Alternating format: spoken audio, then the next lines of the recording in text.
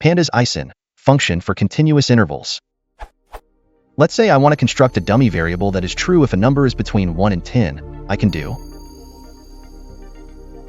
Is there a way to do that for a continuous interval?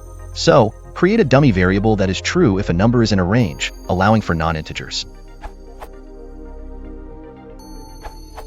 This works?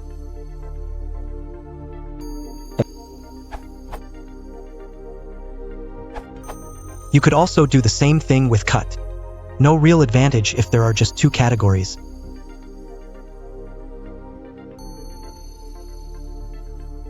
But it's nice if you have multiple categories.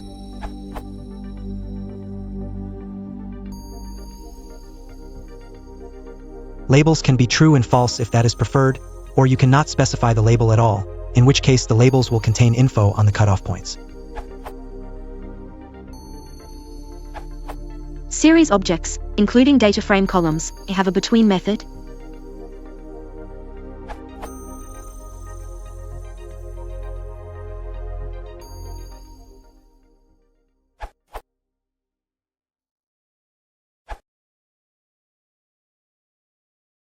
혹시 모르잖아. 무슨 라인